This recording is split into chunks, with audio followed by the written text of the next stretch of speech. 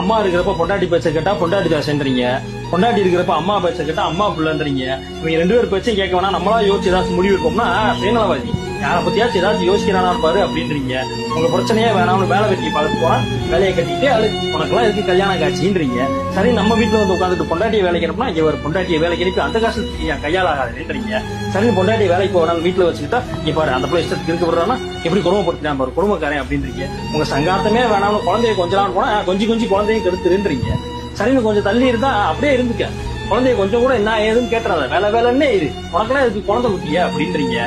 சரி, ஏதாச்சும் வாங்கி கொடுக்கலாம் அப்படின்னு வீட்டுக்கு ஏதாச்சும் வாங்கிட்டு வந்தா கையில காசு இருக்குன்னு எப்படி கரியா செலவு பண்ணியான்னு பாருன்றீங்க. சரி, எதுவுமே வாங்காம இருந்தா கஞ்சப்பை ஏதாச்சும் வீட்டுக்கு வாங்கி தரானான்னு பாருன்றீங்க. இந்த உலகத்துல ஆம்பளையா பிறந்துட்டு நாங்க படுற பாடு இருக்கேன். ஏய் அதை கூட விடு, ஆனா கடைசியில ஒண்ணு சொல்லுவீங்க பாருங்க, உங்களுக்கு என்னப்பா ஆம்பளைங்க ஜாலியா இருக்கீங்க,